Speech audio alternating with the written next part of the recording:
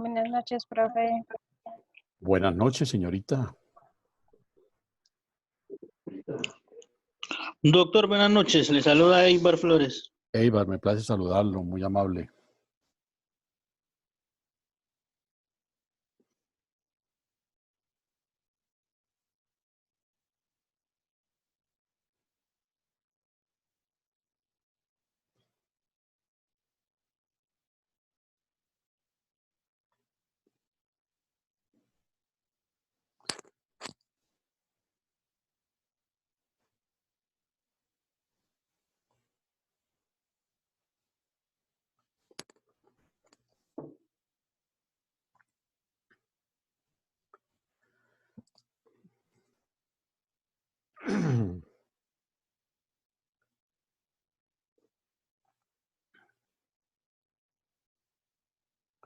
Bueno, jóvenes, de nuevo muy buenas noches para todos. Les agradezco su presencia en la clase de esta noche. Vamos a continuar desarrollando de los conceptos introductorios en relación con el derecho internacional humanitario del que nos ocupábamos desde la charla de la semana anterior. Antes de entrar en materia, recordarles que hasta el sábado está abierta la plataforma para remitir los ensayos que constituyen la nota de seguimiento. Ya he recibido algunos, por ejemplo, creo que recibí el de Eibar y compañía, relacionado con el desplazamiento, la migración de sectores, y bueno, no recuerdo de este curso qué otros trabajos he recibido, pero ya estoy en la tarea justamente de revisarlos. Entonces, les encarezco que utilicemos la plataforma para la remisión de esos ensayos. Insisto, hay plazo hasta el día sábado 16 a las 11:59 de la noche. Entonces, ojalá podamos darle cumplimiento cabal a esa instrucción. Bueno, jóvenes, retomemos el tema del derecho, salvo que haya alguna pregunta o alguna inquietud. Entonces, retomemos el tema del que nos ocupábamos en la última charla, el tema del derecho internacional humanitario. Tuvimos ocasión de precisar o de referir algunas nociones en torno a qué es el derecho internacional humanitario. Y en ese orden de ideas, pues dijimos que el derecho internacional humanitario es un conjunto de disposiciones, de normas que pueden ser, ¿no? Ojo con esto, pueden ser consuetudinarias o pueden ser convencionales.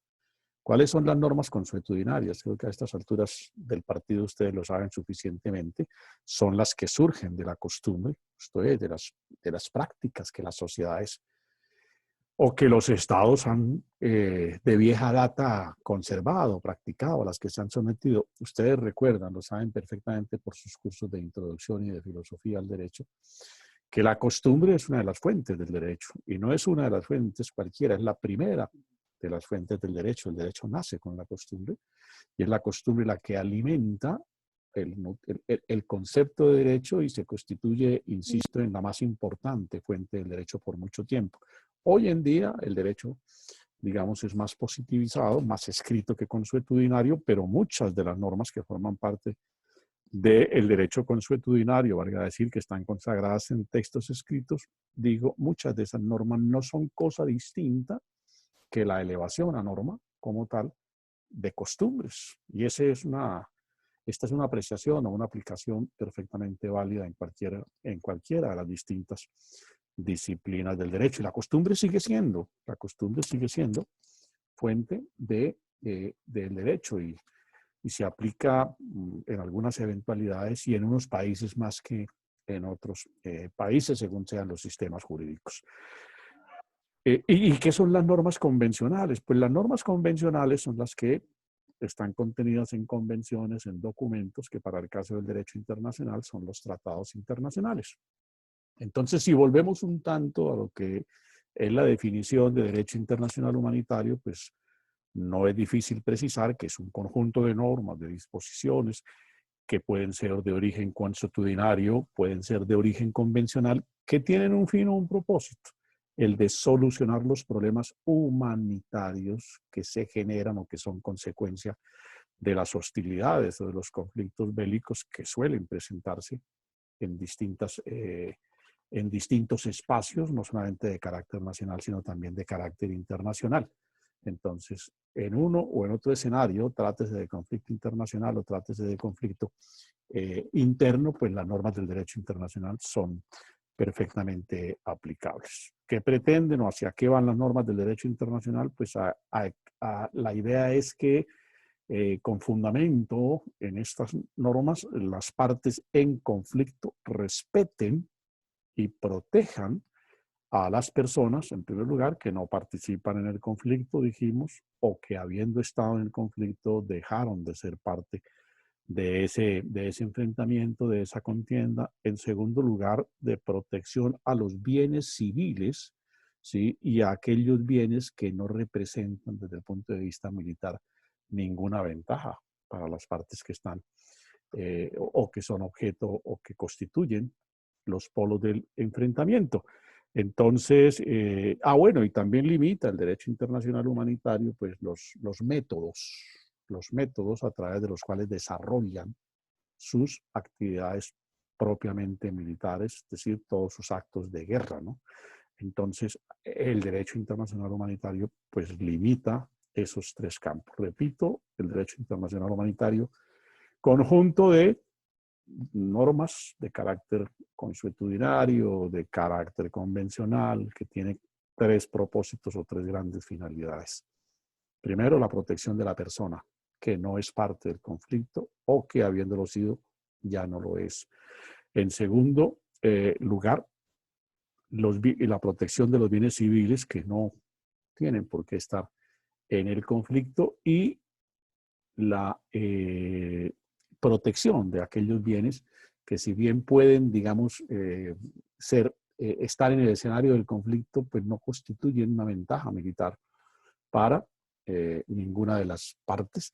Y finalmente decimos, el derecho internacional humanitario se enfoca también en limitar los medios de guerra, los métodos de guerra. Por ejemplo, limitar la tortura, desde luego, limitar el sufrimiento del enemigo. Entonces, ahí por eso se reglamentan algunas armas, por eso son objeto igualmente de consideración por el derecho internacional humanitario ciertas tácticas militares que no son de recibo por el contenido profundamente contrario al sentido de humanidad que pueden tener estas acciones de carácter militar. Yo quiero hacer una precisión en relación con las normas del derecho internacional humanitario. Bueno, en primer lugar, lo dijimos, nacen de las convenciones de Ginebra, los 4 grandes textos de Ginebra de 1949, que es la ciudad donde en aquel año se aprueba por la comunidad internacional estos 4 grandes documentos y los protocolos que con el correr del tiempo los han venido desarrollando, los han venido complementando. Recuerden ustedes que protocolo es igualmente un texto que tiene las características de tratado, pero que está más que todo orientado a desarrollar o a complementar un tratado que se considera el original. Entonces, los protocolos de Ginebra, pues, han desarrollado, han complementado con el correr del tiempo esos tratados internacionales originales de la Convención de Ginebra del año 1949. Y digo, para Colombia es importante tener esta referencia jurídica, este dato que constituye la fuente en nuestro medio de los convenios de Ginebra. Para Colombia, los convenios de Ginebra, en tanto son tratados internacionales, por supuesto, fueron vinculados al derecho interno nuestro mediante la Ley Quinta de 1960, es decir, 11 años después de haber sido expedidos los convenios de Ginebra. Colombia los incorporó al derecho mediante la Ley Quinta de 1960 y posteriormente los protocolos, por sobre todo el protocolo adicional 2 de 1977, que se expide igualmente en Ginebra, es vinculado al derecho colombiano mediante la ley 171 de 1994. Y hago énfasis en este protocolo adicional 2 de 1977, que repito, fue vinculado al derecho nuestro mediante la ley 171 del 94, Porque en Colombia hubo por mucho tiempo, hoy creo que el tema está perfectamente claro, dilucidado, no amerita ya discusión alguna, pero por mucho tiempo se abrió un gran debate en torno a la aplicación de ese protocolo con razón de los conflictos internos que en Colombia, bueno, de vieja data han existido, todavía existen ese tipo de conflictos, pero básicamente en razón con el conflicto que se sostenía con las FARC, si eran o no aplicables esos convenios. Y desde luego que resultó, como era obvio entenderlo, que efectivamente esos convenios de Ginebra y sus protocolos, y en particular, ya veremos un poquito más adelante de qué se ocupa ese protocolo 2 de Ginebra de 1977, que en particular esa era una norma aplicable al conflicto interno colombiano. Pero lo que quiero significar también o poner al tanto de ustedes es que la Constitución colombiana efectivamente establece en el artículo 214, a propósito de los estados de excepción, como este que estamos por estos días viviendo, el artículo 214, numeral 2, cuando habla de, ustedes saben que que los estados de excepción están reglados en la Constitución entre los artículos 212 a 215, que el artículo 212 se ocupa del estado de excepción conocido como guerra exterior, que el artículo 213 de la Carta se ocupa del estado de perturbación del orden público interno y que el artículo 215 se ocupa de los distintos estados de emergencia que son factibles de declaratoria, como este que está rigiendo del estado de emergencia económica que el presidente decretó hace un par de días. Pues bien, esos 3 estados de excepción, independientemente de las características que cada uno tiene en los artículos que me he permitido enunciar, el artículo 214 fija, y en particular para los 2 primeros, el estado de guerra y el estado de perturbación del orden público interno, fija unas condiciones y unos lineamientos de carácter constitucional que debe observar el presidente de la República cuando quiera que hace uso de las facultades que le otorgan los estados de excepción. Y puntualmente dice el artículo 214, numeral 12, los estados de excepción a que se, numeral 2, perdón, los estados de excepción a que se refieren los artículos anteriores se someterán a las siguientes disposiciones. Segundo, no podrán suspenderse los derechos humanos ni las libertades fundamentales. En todo caso, mis queridos jóvenes, se respetarán las reglas del derecho internacional humanitario. Luego se está diciendo que Colombia, en cualquier eventualidad de conflicto internacional o de conflicto interno, debe someterse, debe acatar, debe dar cumplimiento y debe desarrollar, si esa fuera la situación, o la guerra exterior o sostener los conflictos internos siempre dentro de los marcos del derecho internacional humanitario. Entonces quería pues hacer esa referencia, porque no recordaba muy bien si habíamos mencionado la fuente constitucional del derecho internacional humanitario en nuestro medio, pero hoy si ya lo había hecho, lo recuerdo, y si no, pues la precisamos para puntualizar que no es discrecional el cumplimiento, quiera sea o no, por parte de quien gobierna o de quien dirige las fuerzas militares, cumplir o no cumplir, no, es una disposición de orden constitucional que vincula imperativamente al Estado colombiano, amén del compromiso que tiene Colombia por ser parte de esos protocolos y porque el contenido del principio humanitario impone que se aplique en todo conflicto independientemente de que las partes lo reconozcan o no. Aquí va un poco más allá el alcance del derecho internacional humanitario. Y hablamos también en este recuento, en este resumen de la charla de la semana pasada, de cuáles son las naturalezas o cuál es la naturaleza de las normas humanitarias. Dijimos pues que son normas obligatorias, que son normas imperativas. Hicimos también alusión a qué se propone el derecho internacional humanitario. Quiero esta noche ocuparme de los principios fundamentales que inspiran el derecho internacional humanitario. Bueno, quería hacer también en relación con la fuente con, con la mención que de manera expresa hace el constituyente en la norma que he leído del derecho internacional humanitario. Dicen las abuelas, cada chuchero pondera sus agujas. Quiero significar con ello que el derecho internacional humanitario tiene un reconocimiento de carácter constitucional que no es usual que la Constitución haga mención expresa a las distintas disciplinas del mundo jurídico.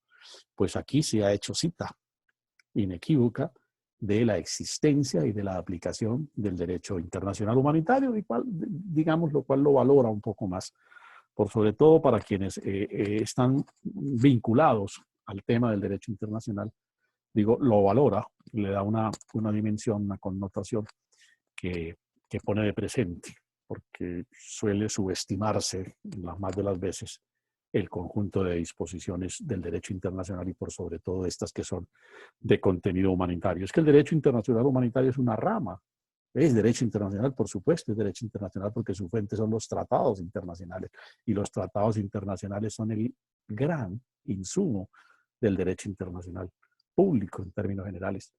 El DIH, el derecho internacional humanitario, es una ramificación de ese derecho internacional público, simplemente que tiene como objeto el tema de la guerra, con el propósito de humanizar el conflicto.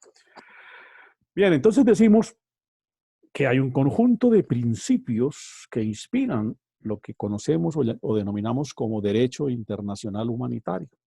Como todo principio, como la generalidad de los principios, pues por supuesto están soportados o fundados en imperativos de carácter ético. Tienen como soporte argumentaciones, razonamientos, digamos, un tanto filosófico-jurídicos, ¿sí? Que son finalmente los que, de los cuales emana la formulación, todo el contenido, en este caso, todas las disposiciones o la normatividad humanitaria, ¿sí? Todas las normas del derecho internacional humanitario parten de supuestos éticos, de valoraciones éticas. Por ejemplo, el principio de la dignidad humana. Por supuesto, si no fuera así, pues el derecho internacional humanitario no tendría razón de ser. Si no se valorara la condición de dignidad que tiene el ser, su condición humana, que es una valoración de tipo ético, pues y acompañada de fundamentaciones filosófico-jurídicas, pues el derecho internacional no tendría razón de ser, carecería prácticamente de finalidad o de propósito alguno y de sentido práctico. Pero es en razón de esas consideraciones, de la trascendencia que tiene el ser humano, de la condición humana que tenemos las personas, que se fundamentan todas las disposiciones del derecho internacional humanitario. Decíamos hace un instante, pues soportadas estas valoraciones pues en las prácticas, en el respeto, en los cultos, si me permite el término, que las sociedades de vieja data, recuerden cuando hablamos del capítulo de historia del derecho internacional, que alguno me comentaba, alguno de mis alumnos me decía, fue muy largo, muy extenso, pero muy útil el capítulo, y en realidad de verdad le agradecí esa consideración. Puede ser un tanto extensa, pero al final considero que fue necesario haber hecho referencia con detalle a algunos de los pasajes en la evolución del derecho internacional público, porque eso nos ha permitido entender o asimilar de mejor manera el porqué de ciertas instituciones del derecho internacional público. Y estas normas consuetudinarias o de costumbre explican en buena parte la existencia también del derecho internacional humanitario, porque la sociedad internacional, la humanidad en términos generales, por dura que haya sido, que sea la contienda, por duro, cruel, fuerte, sanguinario, terrorífico que resulten los conflictos, no se despoja de todas maneras de su sentido humanitario que forma parte de la integridad del ser, ¿cierto? Entonces, por eso aparece o aflora de vieja data. No se necesitaba que existieran convenios como los de Ginebra, sino que la humanidad inspirada en esos sentimientos, pues daba gestos, mostraba gestos, asumía actitudes de carácter humanitario en medio de los conflictos. Y como dijimos también en su oportunidad, pues ya comienza a adobarse el tema con argumentos, con inclusiones de consideraciones de tipo filosófico-religioso. El cristianismo, en eso lo dijimos en la clase pasada y lo dijimos también al comienzo del semestre, juega un papel importante porque el cristianismo, que tiene una profunda formulación, es un discurso de alto contenido humanitario, como lo es de contenido social, pues obviamente alimenta la idea de suavizar, de humanizar los conflictos. Y ustedes saben que la Iglesia, entre otras cosas, adquiere un gran posicionamiento, por sobre todo en los primeros tiempos de su existencia y en la Edad Media, donde ya la Iglesia tiene una gran influencia en el desarrollo de los conflictos, porque concurren las distintas comunidades a expresar con fundamento en que prestar el auxilio es uno de los mandatos esenciales y una de las maneras de satisfacer a Dios, pues puede cumplir con el mandato divino, pues la Iglesia asume en parte ese papel. Y todo eso sirvió para alimentar la formación del derecho internacional humanitario. Entonces, vamos a enunciar algunos de los principios que informan el derecho internacional humanitario, afirmando una vez más pues, que son formulaciones, son principios, son expresiones que todas contienen un mínimo de humanidad, representan o expresan un mínimo de valoración ético-filosófica en relación con el concepto del ser humano, que por consiguiente es aplicable, son aplicables todos estos principios por el punto de partida que tienen en cualquier caso de conflicto e independientemente de quiénes sean las partes que se enfrenten. Y entonces podemos decir en ese orden de ideas que en los principios o que el derecho internacional humanitario se alimenta, se inspira en un conjunto de principios que son variados, pueden ser de diversa índole, ¿no? En ese orden de ideas tenemos en primer lugar principios que nacen del derecho humano, de la consideración de humana que tiene la persona, ¿no? Y por eso ese principio que los tratadistas denominan del derecho humano, como el primer gran principio del DIH, está diciendo de manera por demás puntual en los convenios y en los documentos que lo adicionan y lo desarrollan. Significa ese principio, decimos, que las exigencias, las actitudes, los comportamientos, en general, todas las acciones militares, entendiendo por militares las partes que están enfrentadas, ¿sí? Y como el mantenimiento del orden público, lo recordaba hace un instante a propósito del estado de excepción de perturbación del orden público interno, serán siempre compatibles con el respeto a la persona humana. Eso es un hecho de carácter básico, que todos los conflictos, que todas las acciones de represión que el Estado desarrolle en razón de la función que tiene de mantener el orden público, se den siempre con respeto y consideración por la persona humana, por el ser humano. A veces es fácil y uno lo oye con frecuencia, ¿no? Y en ocasiones nos dejamos llevar por la emoción y el impulso de las expresiones, pero ¿por qué no saca el Estado los tanques y arrasa con todos esos vagos desocupados que no hacen sino protestar y que no le hacen sino daño al país? Porque lo que necesitamos es gente que trabaje 24 horas del día sin descanso y produzca riqueza. Pues porque los conflictos no pueden desarrollarse de esa manera. Porque recientemente, recuerden ustedes, por sobre todo en el caso de Bogotá, que se convirtió como un piloto a raíz de las iniciativas de la alcaldesa, cuando estábamos en un capítulo que ahora la pandemia nos lo olvidó, que eran las movilizaciones ciudadanas y los incidentes que se desplegaron y que nadie comparte con los encapuchados y con todos esos perturbadores profesionales del orden público que tienen otra misión distinta, de eso no nos cabe la menor duda, que por el contrario, antes que hacerle un favor a la protesta ciudadana, que es un derecho ciudadano, que es necesario, que además hay que desarrollarlo porque la sociedad tiene que exigir lo que considera justo para ella. Digo, recuerden ustedes cómo ese tipo de conflictos de represión de la fuerza pública se sometió a unos protocolos y está sometida. Es que la acción de la fuerza pública es siempre reglada.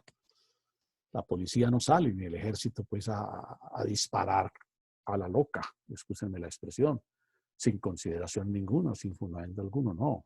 Tienen el monopolio de las armas y pueden hacer uso de las armas desde luego, pero deben hacerlo bajo la responsabilidad que les acarrea el utilizar sus instrumentos de represión por fuera de las convenciones o de las disposiciones que autorizan y que condicionan el uso de esos dispositivos bélicos. ¿Sí? No puede salir a disparar a la loca. Entonces la gente dice, pero ¿por qué no reprimen y por qué no matan y por qué no masacran? Porque es que estamos cansados de eso.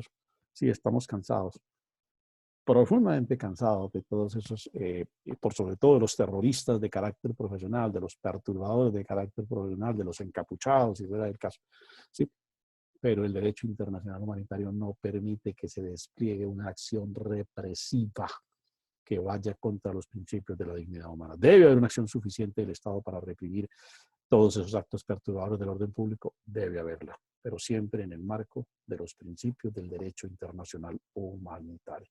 Y decía, recuerden ustedes cómo la alcaldesa diseñó unos protocolos que se volvieron como fórmulas piloto para las distintas alcaldías cuando creímos que la pandemia que se iba a generalizar era la de las protestas sociales todos los días. Lo que se nos presentó fue otra coyuntura inesperada que borró del mapa todas las ideas de protesta social. Seguramente, en tanto se atempere esta pandemia sanitaria, pues volverá nuevamente la pandemia de las protestas sociales.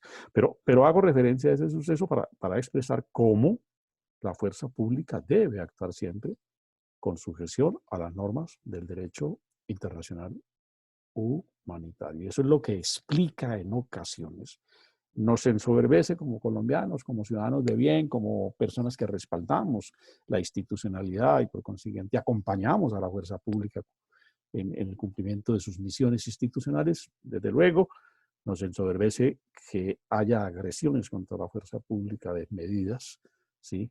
Y que la fuerza pública tenga penosamente que soportarlas, penosamente que ser víctima de humillaciones, de todo tipo, pues, de vejámenes, ¿sí? Sin poder, muchas veces teniendo en la mano el dispositivo para actuar, pues no puede hacer uso desmedido del dispositivo, porque las normas del derecho internacional humanitario se lo impiden, y es la razón no solamente por la que se reglan unos protocolos de intervención de la fuerza pública, sino también por la que se crean distintas unidades, por sobre todo al interior de la policía, porque en ese tipo de control de los actos de protesta callejera, primero interviene un sector de la fuerza pública y si ese sector no es capaz de controlar los desmanes, actúa un cuerpo más especializado, con mucha más capacidad represiva, es decir, con más potencialidad para enfrentar y controlar un desorden de esa naturaleza, pero aún así, me refiero de manera particular a lo que conocemos como el ESMAD, no se le habilita para que proceda de manera desbordada. Por eso no salen con armas de guerra realmente. Salen con unos dispositivos tendientes a controlar el orden público, que pueden ser letales, sí, como ocurrió con el caso del famoso joven Milan en Bogotá. Bueno, cierro ese capítulo de esos sucesos, pero simplemente recuerdo que el primero de los grandes principios del derecho internacional humanitario es el que conocemos como del derecho humano, que no es otra cosa que la imposición que se hace a todas las partes en conflicto de desarrollar siempre sus acciones con respeto por las normas que rigen el concepto de la dignidad de la persona. Es decir, todas las acciones de represión y todas las acciones en general de enfrentamiento en un conflicto bélico deben ser compatibles. Ahí donde se expresa lo humano, deben ser compatibles con el respeto por la persona, aunque un tanto redundante, no sobra decirlo, con la persona humana. ¿Sí? En segundo lugar, digamos que hay un principio del derecho internacional humanitario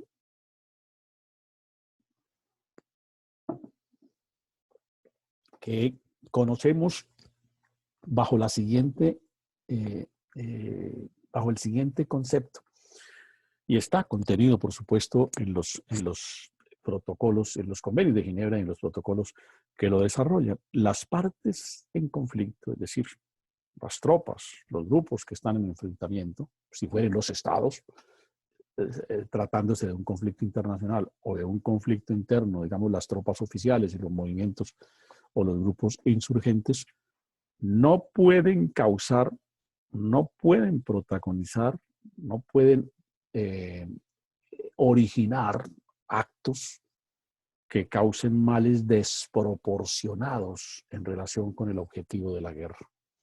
¿Sí? Y cuando decimos que sean desproporcionados en relación con el objetivo de la guerra, la guerra tiene un objetivo, sí, debilitar el potencial militar del enemigo, ¿sí? La guerra, ¿y qué significa esto en otros términos? Que el objetivo de la guerra, y ese es el marco del derecho internacional humanitario, no es aniquilar, no es destruir, no es arrasar, no es imponer paz de los sepulcros, dice por ahí alguien, ¿no? Desde luego que la guerra tiene que terminar con un vencedor, o termina generalmente con un vencedor, ¿sí? Digamos, la constante histórica es que las guerras, ¿sí?, terminan en la generalidad de las veces con un vencedor y, por supuesto, con un vencido. Pero eso no significa que haya un aniquilamiento, una destrucción, una desaparición un tanto del enemigo. Me refiero a aniquilamiento físico, desaparición física, exterminio del enemigo. Nada hubiera convalidado, por ejemplo, para sentar una hipótesis, que los aliados, cuando llegan por estos días del año 1945 a Berlín, cuando se capitulan, en primer lugar, los alemanes, prácticamente con el suicidio de Hitler, con la especie de desbandada que se produce dentro de las fuerzas alemanas y la llegada de los aliados. Entre otras cosas, los primeros que llegaron a Berlín fueron los soviéticos, por eso Stalin decía que él era el gran ganador de la guerra mundial. Pues a los pocos días van llegando las tropas de los otros estados que formaron parte del bloque de los aliados. Digo, nada hubiera justificado en derecho. Tal vez se hubiese invertido de pronto, digamos, un tanto la correlación de juicio si las tropas aliadas hubiesen masacrado indistinta, indiscriminada e inmisericordiamente a toda la cúpula de los militares y del alto poder del Tercer Reich que gobernó el señor Hitler. Nada hubiera justificado eso en derecho. Y hubiese sido seguramente un gran error histórico, que es lo que hacen los aliados, capturarlos y llevarlos al juicio de Nuremberg, para que en derecho sean objeto del castigo y de la represión, que terminaron algunos condenados a pena de muerte. Sí, perfecto, pero digamos, fue la consecuencia de un juicio que se estableció. Entonces, nada justifica en la guerra la aniquilación del adversario. Es que el objetivo de la guerra no es destruir al adversario como tal, aniquilarlo, no es arrasar, digamos, una ciudad. ¿Sí? No es como pensaron los espartanos frente a Atenas cuando derrotó Esparta a Atenas en la guerra del Peloponeso, que los espartanos se proponen como consigna en el momento en que Atenas se rinde o la cercan, destruirla, arrasarla. A juicio de los historiadores, los comandantes de las tropas espartanas plantearon la idea de, como lo digo literalmente, borrar del mapa a Atenas, dada la inmensa hostilidad, el profundo odio que se tenían, pues nada justificaría una actitud de esas. Finalmente los espartanos no cometieron semejante crimen contra la humanidad.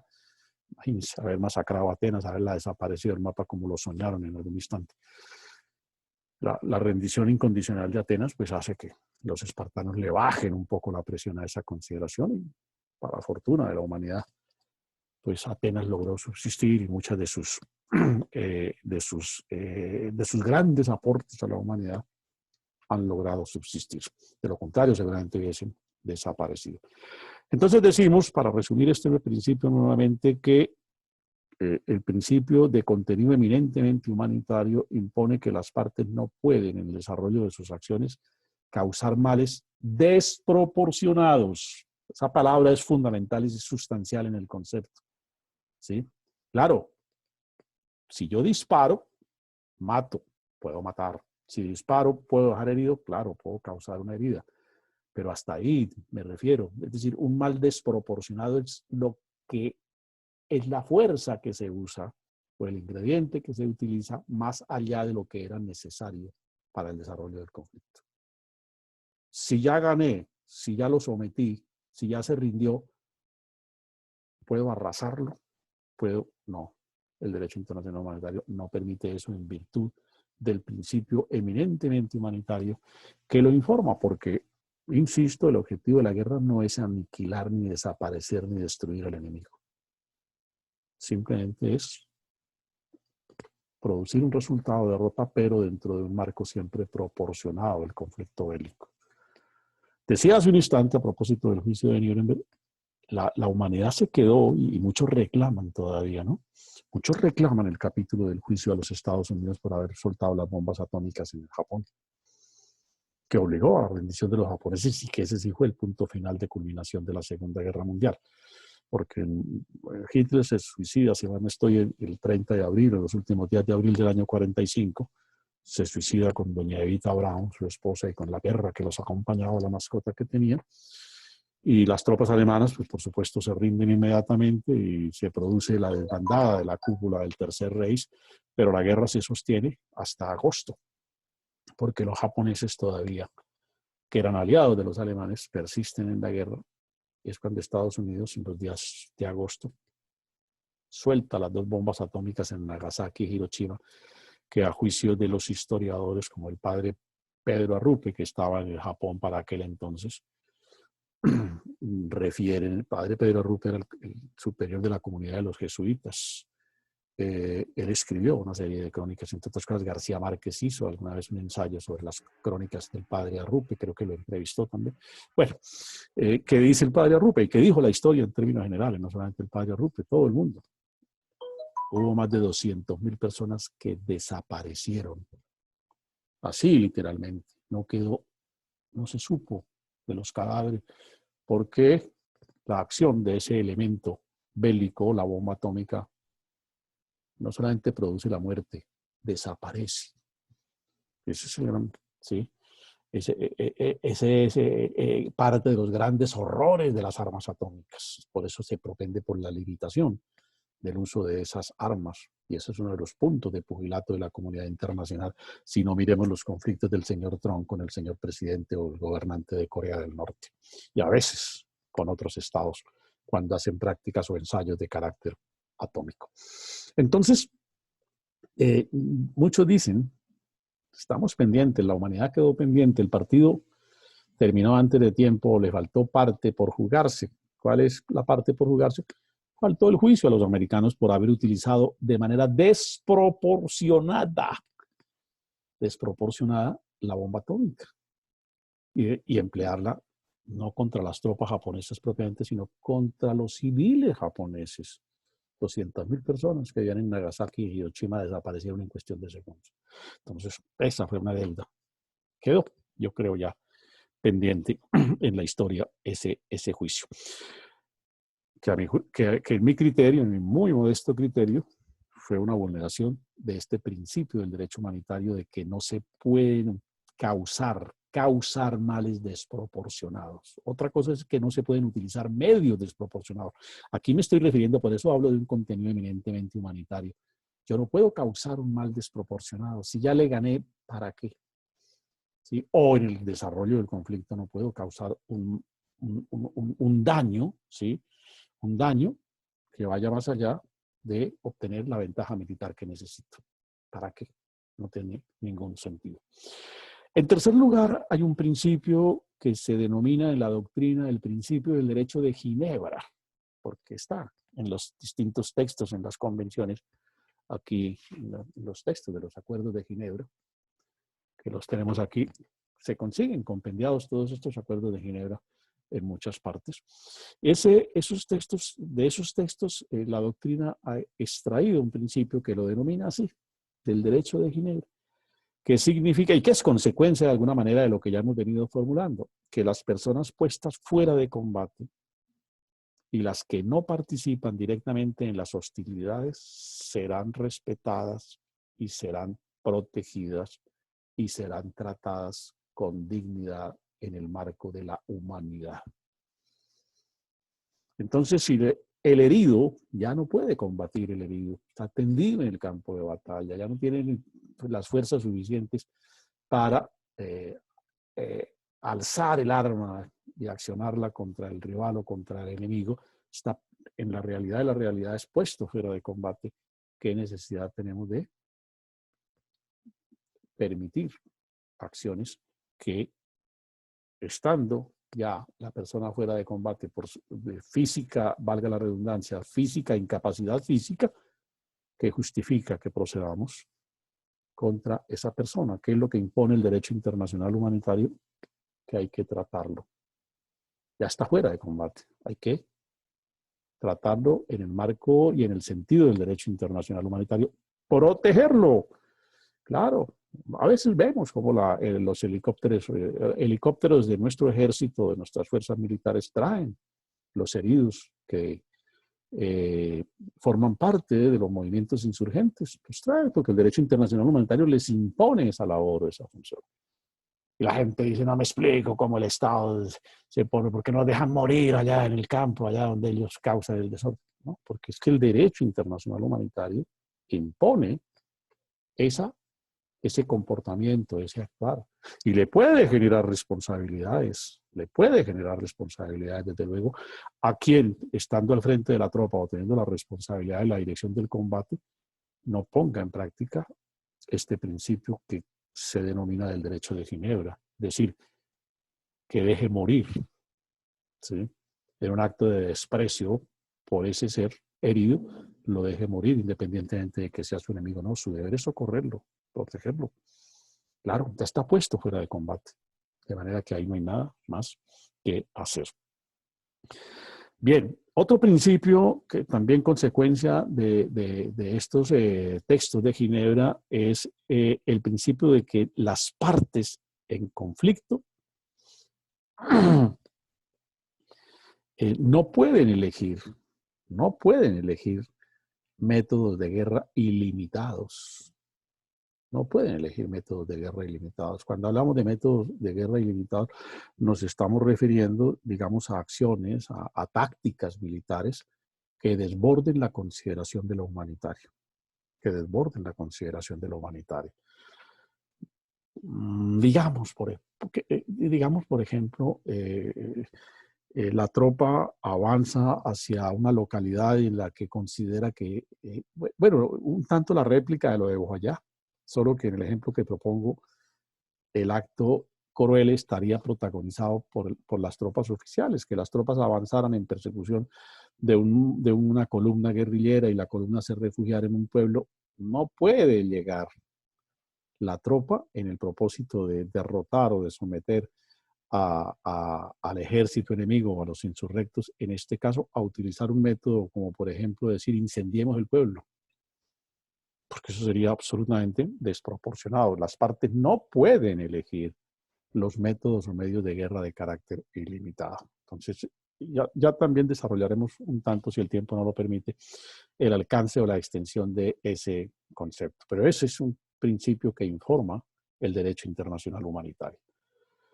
Ahora bien, al derecho internacional humanitario vienen también algunos principios que informan, que son más de la esencia de los derechos humanos, pero que desde luego es que derecho internacional humanitario y derechos humanos son hermanos.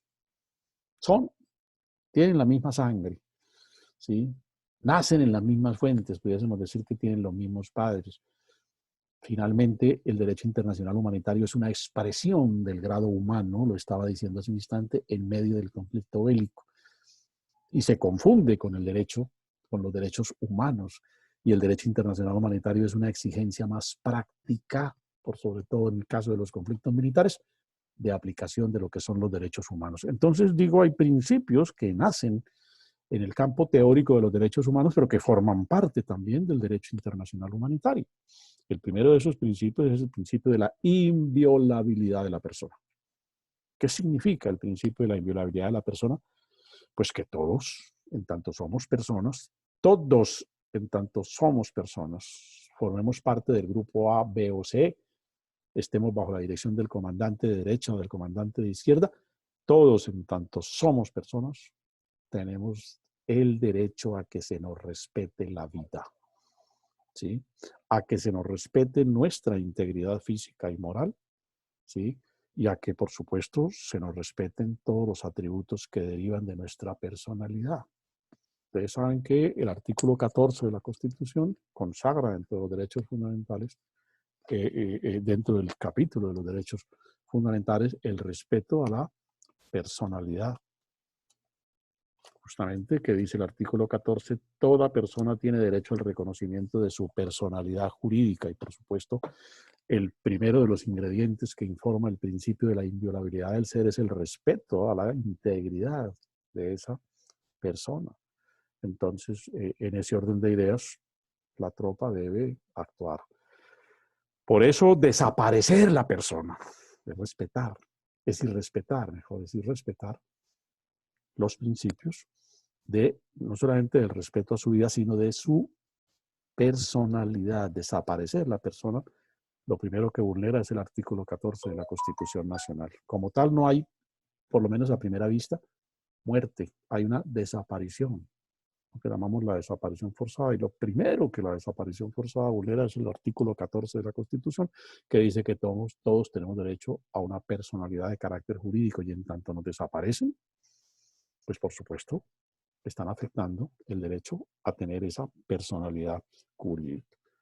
¿Qué emana del principio de la inviolabilidad? Ya lo hemos expresado aquí de alguna manera en las referencias anteriores que sobre el tema hemos expresado. Pues que todo aquel que cae en combate, todo combatiente que en desarrollo de su acción cae en combate, se convierte inmediatamente en inviolable.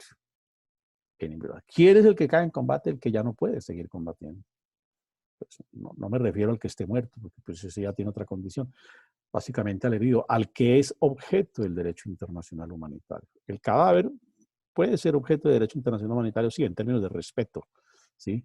Al cadáver, pero en términos de vida y de dignidad, digámoslo así, del ser vivo todavía, del que es persona como tal, pues obviamente nos estamos refiriendo que hay que, en cuanto cae en combate, en cuanto el combate lo somete, pues se vuelve inviolable.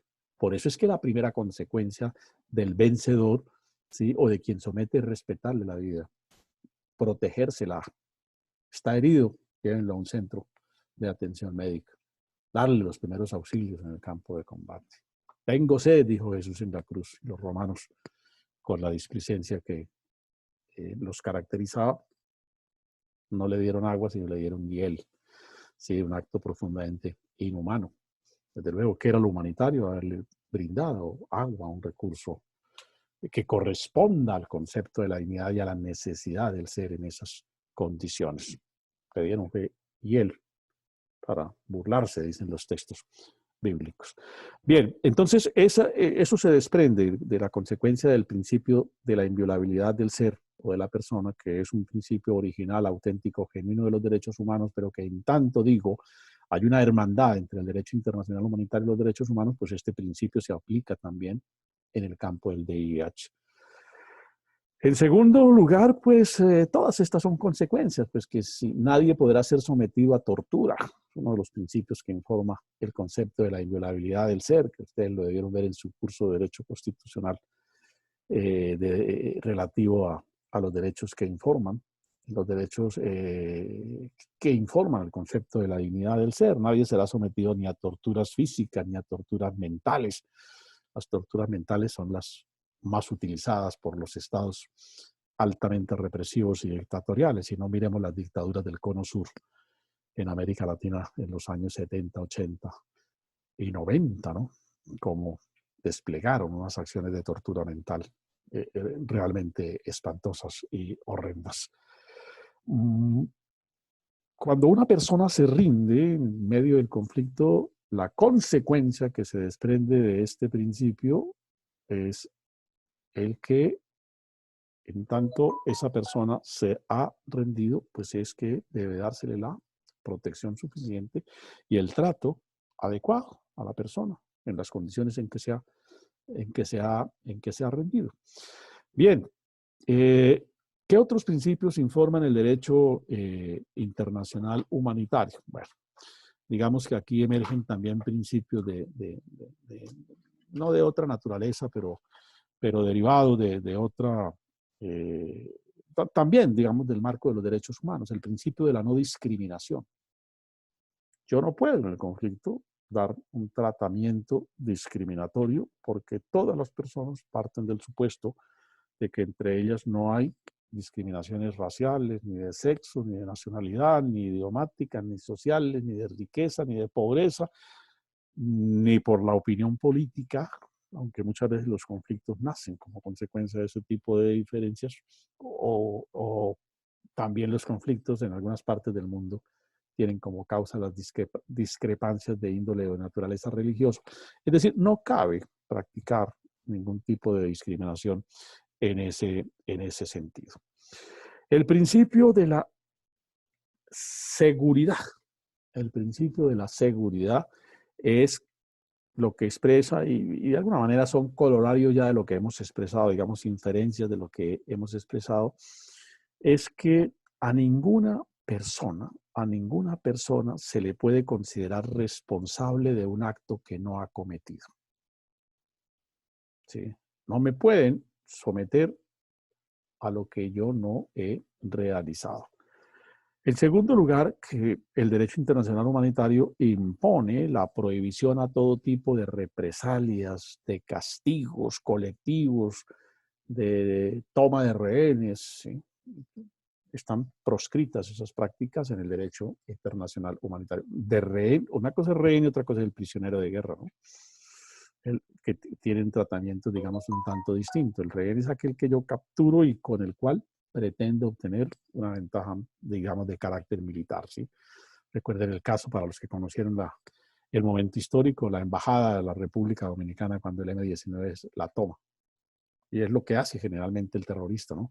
Capturar un objetivo persona para con él extorsionar o para con él causar, digamos, poder llevar a mayores efectos el acto terrorista que se propone.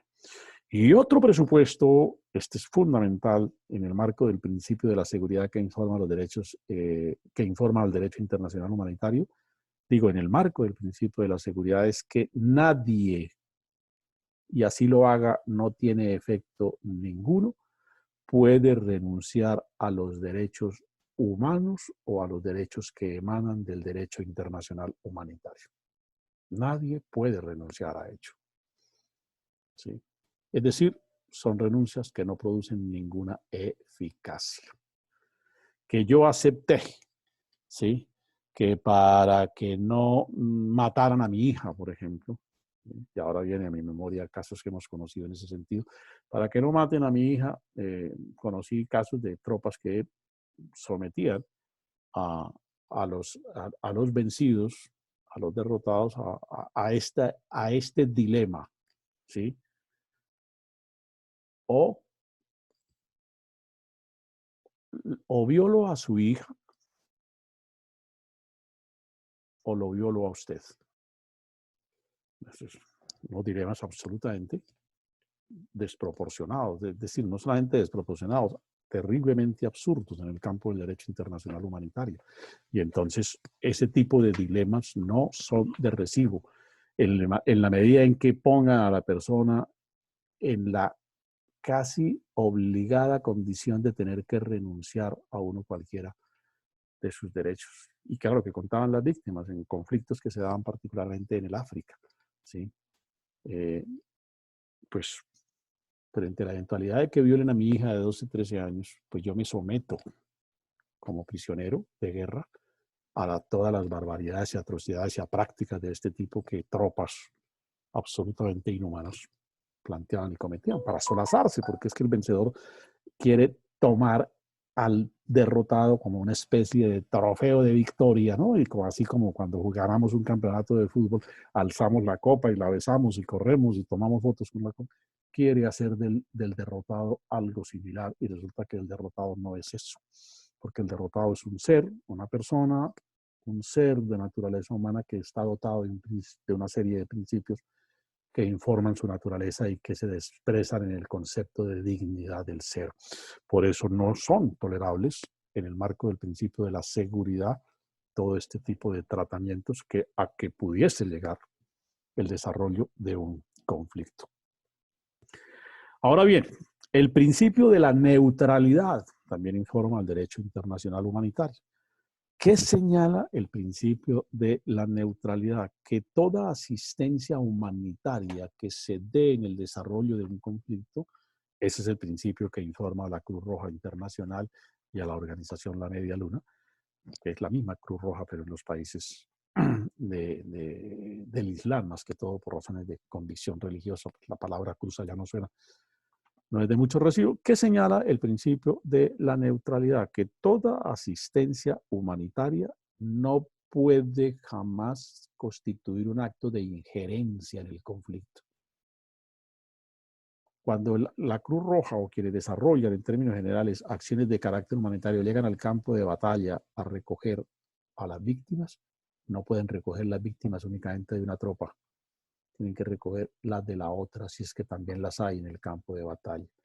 Toda la acción humanitaria en ese sentido es indistinta. Recuerden lo que decía hace un instante, no se admite discriminación para los efectos humanitarios. ¿Sí? Entonces, se informa el principio de la neutralidad de que esa acción no puede tener un contenido de tipo político o no puede interpretarse, ni puede quien presta la acción humanitaria servir para fines, digamos, de los intereses que están o que han dado lugar al conflicto. La acción humanitaria no puede beneficiar a ninguno de los bandos que protagonizan el enfrentamiento o la hostilidad. Simplemente es una acción humanitaria que se despliega o se desarrolla indistintamente para todos los que están en medio de ese conflicto. Y por supuesto, las partes en conflicto tienen también en el marco de este principio de la neutralidad que entender que quien presta la acción humanitaria no está realizando ningún acto hostil. Que está recogiendo los heridos de la tropa A y por qué no viene a recoger los nuestros, no puede interpretarse como un acto hostil en primer lugar, y en segundo término, cuando una ambulancia, a título de ejemplo, de la Cruz Roja entra al escenario del conflicto, no puede entenderse que esa ambulancia llegó a beneficiar o a causarle, en términos de hostilidad, algún agravio a uno cualquiera de los sectores que están enfrentados, ¿no? Hay que entender que en el caso específico de la Cruz Roja, por supuesto, está enmarcado en el principio de la neutralidad. Y eso es un reconocimiento de carácter universal. Reconocimiento de carácter universal. Aquí cuando el rescate, hace ya años de un conjunto de secuestrados, recuerdo ahí a la señora Betancourt y a tantos otros, los americanos esos que estuvieron, bueno, como 15 o 20 que se logró rescatar en una acción. Ahí hubo un gran problema, ¿no? Recuerden ustedes, porque el Estado colombiano utiliza helicópteros con los emblemas de la Cruz Roja. ¿Y qué hicieron los combatientes de las FARC que en ese momento esperaban una ayuda humanitaria? Pues creer en que el símbolo de la Cruz Roja era efectivamente de la Cruz Roja y son sorprendidos porque realmente no era ese el propósito de la acción, era otro. Por eso, de alguna manera, se pudo dar ese golpe entre comillas, de audacia de las tropas militares nuestras, que fue importante, sí, claro, que fue un acto, digamos, en términos militares muy alabado en su momento, sí, pero ya juzgado en términos de derecho y del derecho internacional humanitario, pudo haber generado algunas consecuencias, digamos, un tanto más graves. Ahora, hay también un conjunto de principios que la doctrina denomina del derecho de la guerra, del derecho de la guerra. Y es que ya cuando hablamos del derecho de la guerra nos estamos refiriendo a unos principios que ellos son más estrictos, son ya eminentemente dentro del desarrollo de los conflictos militares. Es decir, se dan en cuanto al principio de la inviolabilidad es un principio que existe, estemos o no estemos en guerra. El principio de la inviolabilidad del ser humano, ¿cierto? Pero hay principios que ya son propios, que solo se pueden invocar en el desarrollo del conflicto bélico. Y entonces, en primer lugar, el principio de la limitación, en términos latinos, así lo formula la doctrina, rationem persona, es decir, en razón de la persona. Ratione personae, dirían los romanos en una expresión eminentemente literal o textual, tal y como se escribe. Ratione personae, ¿sí? En razón de la persona, traduce. Entonces, el derecho de la guerra, ya propiamente como tal derecho de la guerra, introduce unos conceptos que forman principios del derecho internacional humanitario. Es que en razón de la persona se crean unas limitaciones. ¿Cuáles son esas limitaciones? En razón de la persona, las que habíamos enunciado ya, que la población civil y las personas civiles gozan de protección general contra los peligros procedentes de las operaciones militares. No pueden ninguna de las partes en conflicto pretender con sus acciones afectar a la población civil, porque por presupuesto del derecho internacional humanitario y con fundamento en este principio de la limitación del conflicto por razón de la persona, no pueden los sectores enfrentados causar acciones que afecten a esa población. Lamentablemente, este sí es un principio que en Colombia poco se cumple, poco, nada se cumple. El drama de la sociedad colombiana de los últimos años, y digo los últimos años, son los últimos 40, 50 años, que no quiere decir que ahí para atrás no haya existido, es justamente el drama de los desplazamientos, a que la gente se ve obligada porque los sectores enfrentados no respetan este presupuesto del derecho internacional humanitario. Lamentablemente no lo respeta. ¿Qué hace la gente? Pues tiene que venirse, dejar todo tirado, como se dice coloquialmente, abandonado, únicamente en un costalito echar 3 pantalones, 3 camisas, los chinos al hombro y vámonos corriendo, como se pueda, a dormir en los parques de las ciudades, a integrar los anillos, digamos, de los tugurios o suburbios, a generar otro tipo de vida que, desde luego, es profundamente injusta e inconsecuente con el concepto de la dignidad del ser. Bien, supone el principio que estamos invocando, el principio de razón de la persona, que las partes en conflicto, decimos, deben distinguir siempre quiénes son la población civil y quiénes son los combatientes. Pues es un principio que deben tener claro, porque si no el principio de la limitación en razón de la persona, si yo no sé quiénes son mis rivales directos realmente, ¿sí? Llego a la loca y disparo, pues estoy violando este principio. Yo tengo que tener claro y tengo que distinguir quienes forman parte de la población civil, lo que no distinguió las FARC en Bojayá, y quiénes son los combatientes, porque allá se presentaba el enfrentamiento, recuerden ustedes, entre una columna de las FARC y unos sectores de los llamados paramilitares de la época, que se disputaban el sector, imagínense disputándose la localidad de Bojayá, que es el asiento de la población civil, que nada tiene que ver en el conflicto, y producen esa masacre porque las FARC no distinguió, como era su obligación y su deber, que lo que estaba allí era población civil y no, supuestamente para ellos, el conjunto de combatientes que formaban parte de las tropas enemigas.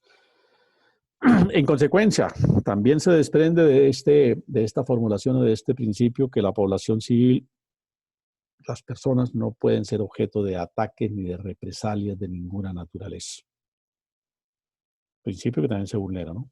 Por la exagerada subjetividad, el abuso que se comete de la subjetividad, que en ningún caso puede dar lugar ni justificar el tipo de acciones, llegar al caserío y decir, ustedes son informantes de la guerrilla o de los paramilitares, de lo que ustedes quieran, vengan, los fusilo.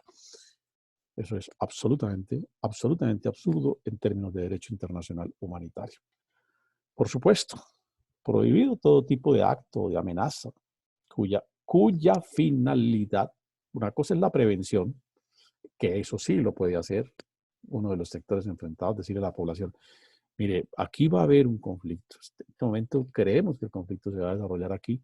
Bueno, no lo podrán decir tan formalmente porque pues eso sería posibilitar que el enemigo conociera cuál es su acción, pero poner de presente, como suele decir la gente, va a poner de presente, es decir, notificar o informar o hacer saber de alguna manera a la comunidad que se está desarrollando un conflicto y que adopte las prevenciones por si el conflicto se desborda. Eso es diferente a provocar actos de terror, ¿sí? A hacer manifestaciones que atemoricen a la población, porque ya con esas expresiones de terror o de temor están causando un agravio al concepto de la dignidad de la persona.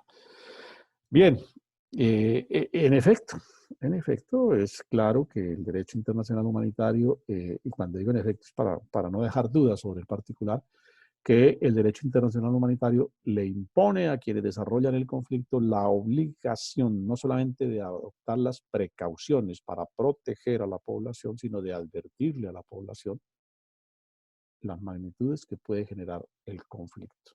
Pero está en la obligación de protegerlo. No es que sálganse y corran y váyanse porque aquí no respondemos por ninguno de ustedes. Eso no es de recibo en términos del derecho internacional humanitario, porque todo lo contrario, la normatividad, el sentido, la filosofía, la razón que inspira esta rama del derecho internacional público es la de proteger y salvaguardar a la persona que está en medio del conflicto.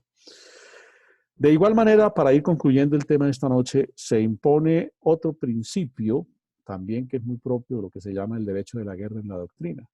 Es el principio también de limitación. Hablamos de limitación porque son principios que surgen cuando se está en el conflicto. El principio de la limitación por razón del lugar. Por razón del lugar, lo que los romanos, todos estos principios de alguna manera vienen del derecho romano, ¿no? Lo que los romanos llamaban la ratione loci, es decir, por razón del lugar, que expresa este principio de limitación por razón del lugar. Ya lo hemos advertido, que todos los ataques y todas las acciones militares deben limitarse, ojo, estrictamente a los objetivos militares. Estrictamente a los objetivos militares. Porque aquellas edificaciones, aquellos lugares, aquellos sitios o construcciones que no son objetivo militar no pueden ser objeto de ataque de ninguna naturaleza por ninguno de los bandos en conflicto. Sí, no pueden ser objeto de ataque por ninguno de los bandos en conflicto. Bojayá nuevamente. ¿La iglesia era un objetivo militar? No, la iglesia no es un objetivo militar jamás.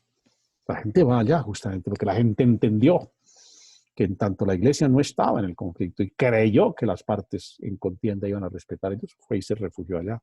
Creyó más en la protección en la iglesia que en sus propias casas y todas las familias corrieron hacia el interior de la iglesia, en el pleno convencimiento de que no les iba a pasar absolutamente nada y desafortunada fue su suerte porque la realidad mostró una acción desproporcionada de las FARC en aquel entonces que causó ese drama del que no se repone la sociedad colombiana. Entonces, el principio de la limitación por razón del lugar, resumo, impone o significa que las acciones militares únicamente se concretan a los objetivos militares, a los lugares o a las edificaciones que son en estricto sentido militar objetivos militares.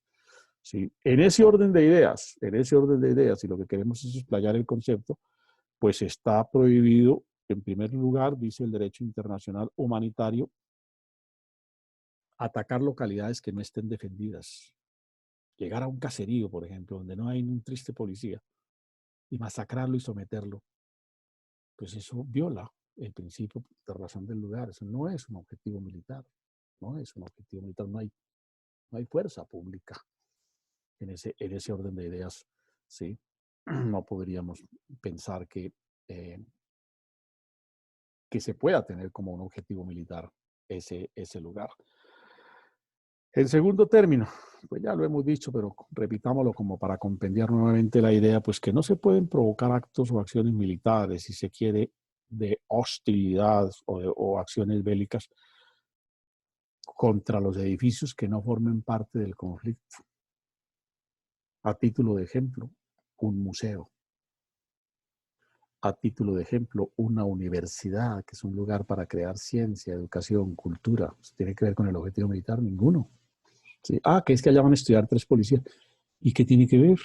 Si es que ellos no vienen aquí, o 3 militares, 3 soldados, lo que ustedes... No, si es que ellos no vienen aquí en cumplimiento de una misión de ese orden, vienen aquí en otro plan o en otro propósito. Parte de la discusión que se dio con el ataque a la Academia Militar, a la Academia de Policía General Santander ya hace 2 años aproximadamente, bueno, año y medio, sí. ¿Era objetivo militar o no era objetivo militar? Y ahí hay una gran discusión. Sectores que opinan que no puede considerarse un objetivo militar y otros sectores, digamos, un tanto más radicales que afirman que sí, porque ahí es donde se preparan los oficiales de la policía para alzar las armas del Estado contra ellos. Y bueno, viene toda una discusión, digamos, un tanto de carácter jurídico en ese sentido. Pero no se puede, por supuesto, no se puede, en ese orden de ideas, atentar contra aquellas edificaciones o aquellas localidades o lugares, en términos generales, que no son objetivo militar. Los museos, decía hace un instante, las universidades, los lugares, digamos, las iglesias, en el caso de Bojayá, que es una iglesia. La iglesia es un lugar, digamos, de, es un patrimonio. Las iglesias en Colombia, en general las culturas nuestras, son un patrimonio cultural o espiritual. Seamos o no seamos religiosos, seamos o no seamos católicos, tenemos que entender que en ese sentido las iglesias de los pueblos son un patrimonio cultural de sus pueblos. Son un patrimonio cultural de sus pueblos, como son los parques de los pueblos, ¿cierto? Y un conjunto de elementos. En ese orden de ideas, pues no es un objetivo de carácter militar. Una iglesia jamás puede serlo, porque no está diseñada ni creada esa institución para la guerra. Algo debe ir entre un cuartel, algo debe ir de diferencia entre un cuartel y una iglesia, por supuesto. Un cuartel sí es una unidad de carácter militar, digamos una edificación, una construcción, una sede de carácter militar que en el derecho de la guerra es válido que sea objeto de un ataque. Ahora, en este mismo concepto, pues no podemos pretender destruir las obras que benefician a la comunidad, que envenenemos el agua, que destruyamos el acueducto, que volemos 3 puentes, que minemos el aeropuerto. Hombre, pues eso no tiene ninguna, no es un aeropuerto militar, ¿sí? No es un aeropuerto militar. Porque si es un aeropuerto eminentemente militar, pues por supuesto sí puede ser un objetivo militar para el contendor o el enemigo. Bueno, los bienes civiles, pues los bienes de las personas no están metidas en el conflicto, pues sus bienes no están en el conflicto. ¿Qué culpa tiene mi carrito viejo para que sea atacado si yo no soy parte del conflicto? Pues ese es un bien que no está en el conflicto. Por supuesto, no puede ser objeto de ese ataque. Finalmente, para concluir en un minuto, hay unas limitaciones, ¿sí? Unas limitaciones que la doctrina denomina ratione conditions, es decir, por ciertas condiciones se imponen limitaciones. Y ahí es donde cabe la prohibición del uso de armas y de métodos de guerra que puedan causar sufrimientos o que puedan causar pérdidas que resulten ya excesivas o inútiles para el desarrollo del conflicto. Y en ese orden de ideas, la guerra está en la obligación de respetar presupuestos como, por ejemplo, no puede atentar contra lo que forma parte del entorno del ambiente natural. No puede atentar contra eso. Eso es un bien de la humanidad que no pertenece a ninguna parte en conflicto y que no es, por consiguiente, un bien del conflicto. Entonces, mal hace, ¿sí? De alguna manera, todas esas explosiones de los oleoductos que finalmente van a caer a las aguas de los grandes ríos nuestros, es una manera de atentar contra estos principios del derecho internacional humanitario, y eso se ha denunciado frente a organismos de derechos humanos de carácter internacional. Pues por supuesto, no caben aquí, ya lo dijimos, el uso de implementos bélicos, de instrumentos bélicos, de recursos de guerra que causen sufrimiento. Decíamos en la clase pasada lo que conocemos generalmente como las famosas balas dundun, ¿no? Que no solamente penetran y hieren, sino que estallan. ¿Qué necesidad tiene si ya la bala hirió, perforó, de hecho pudo haber causado la muerte? ¿Qué necesidad tiene de destruir el cuerpo de la persona? Entonces, sí. O armas de carácter químico en términos generales. Es decir, en este principio de limitaciones que se formulan bajo la denominación de ratione condition, caben una serie de supuestos que habría que mirarlo ya en el marco conceptual, habría que mirar el hecho concreto en este marco conceptual. A título de ejemplo, pues he citado que no se admiten métodos de guerra, no se admiten, eh, no se admite la utilización de instrumentos bélicos que sean inútiles o que causen sufrimientos que hieran el concepto de la dignidad del ser o que de alguna manera resulten excesivos, desproporcionados ya para la magnitud que puede tener el conflicto. Bueno, jóvenes, ¿alguna pregunta, alguna inquietud sobre el particular? ¿Alguna duda? Creo pues que la charla de esta noche, que la he querido concretar al tema de los principios del derecho internacional humanitario, nos da una amplia visión. Casi diría yo que el 50% de lo que es el derecho internacional humanitario, porque toda la normatividad que hacen los acuerdos de Ginebra y sus protocolos adicionales no es otra cosa distinta que desarrollar esto. Estos principios son como una especie de constitución del derecho internacional humanitario. ¿Sí? Cuando digo es una especie de constitución es que son las normas básicas, centrales, fundamentales, como es una constitución como de cualquier Estado, la formulación de los principios básicos de organización del poder. El legislador desarrolla lo demás, pues en los tratados internacionales se han encargado de desarrollar estos principios del derecho internacional humanitario. Y ahí es donde encontramos una normatividad, digamos, un tanto extensa, que ya puntualiza los distintos aspectos que el desarrollo de los conflictos bélicos tiene. ¿Alguna pregunta, alguna inquietud? ¿Están todos como dormidos ya? No, no, señor. ¿No? Ah, bueno. Bueno, jóvenes, entonces de nuevo les Gracias, agradezco doctor. su presencia, su participación en la clase. Aspiro a que haya sido útil la conversación de esta noche y nos veremos en el día de mañana. Mañana. Nuevamente. Gracias, profe. Bueno, que descansen. Muy buena noche para todos. Muchísimas gracias. Igualmente, Gracias, profe. doctor.